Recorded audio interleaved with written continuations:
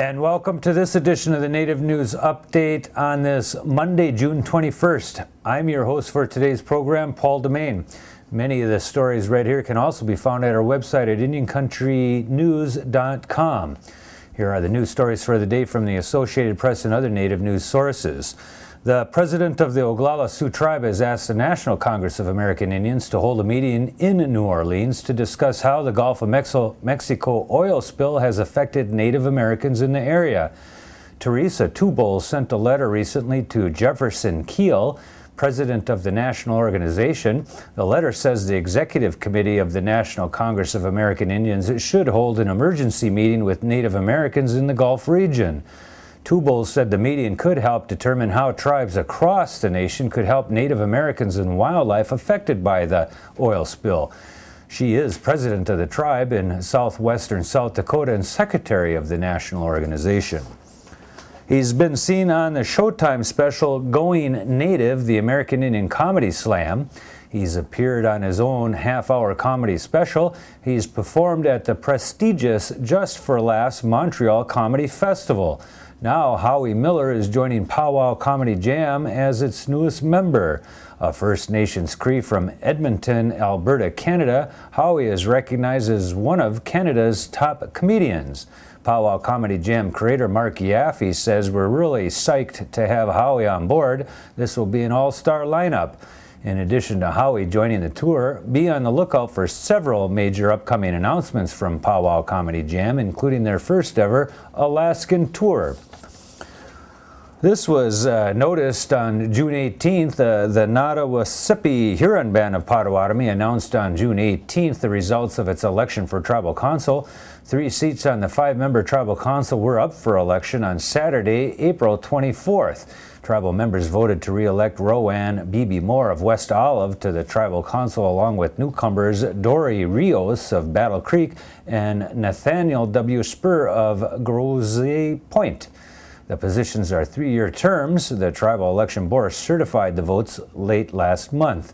B.B. Moore, Rios, and Spur will join Homer A. Mendoka, re-elected chairperson from Bronson, Michigan, and Jamie Stuck of Scotts, Michigan, who were re-elected to the Tribal Council last year. And Jeff Savage says, thought I would drop you a line and let you folks know that here at the Fond du Lac Resin Museum in Cloquet, Minnesota, they're building a full-size birch bark canoe and live streaming the project. If you'd like to, they'd like to let the world know that, and they can you can watch them build it. They think it would be nice to folks to see. So here's how to access the site. You got to go to www.fdlres.com, scroll down the Cultural Museum page and click on it, and then go to the Canoe Cam.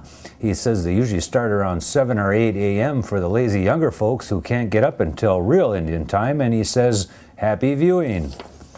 Volunteers, Saginaw, Chippewa tribal members, and researchers are working through the summer looking for more Native American remains near downtown Flint, Michigan. The effort began in the year 2008 after a construction crew unearthed remains later determined to be Anishinaabe, an indigenous people that includes ancestors of the Chippewa tribe, the Potawatomi tribe, and the Ottawa. The Stone Street site will be turned into a memorial park when work is completed. William Johnson is curator for the tribe's ZB Wing Center of Anishinaabe Culture and Lifeways in Mount Pleasant, Michigan. He says volunteers are helping sift dirt, housing, debris, and rubbish. Johnson says the tribe knew its ancestors lived in the area near the Flint River, but were still surprised by the discovery. Information on volunteering with the Stone Street Ancestral Recovery and Reburial Project in Flint can be attained by calling the ZB Wing Center at 989-775-4750. We'll put that phone number up. Donations of food, water, supplies, and financial support for the project are also welcome. The Yakama Nation has warned tribal members to be cautious about giving out personal information to recruiters offering lucrative jobs to help clean up the Gulf of Mexican oil spill. The Washington State Attorney General's office says authorities have not been able to determine whether the jobs offered are legitimately tied to the British Petroleum's cleanup efforts. The tribe issued a warning last week after recruiters promised tribal members wages of $40 per hour or more for jobs cleaning up the oil spill and bus transportation to Louisiana and Florida.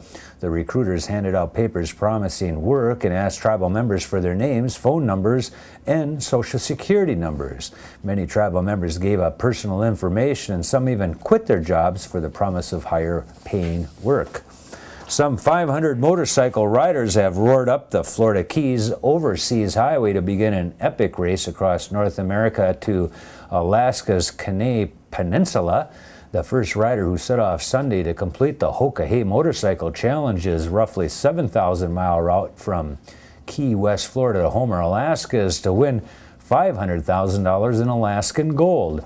The scheduled completion date of the journey through 62 mountain ranges, 25 national forests, 8 deserts, 33 Indian reservations, and 2 countries is set for July 4th. The event's name is derived from a Lakota Sioux expression shouted by warriors as they went into battle. So, Hoka Key, and that is the latest roundup of news from Indian Country on this edition of the Native News Update. We want to thank you all for joining with us and come back again soon. Miigwech.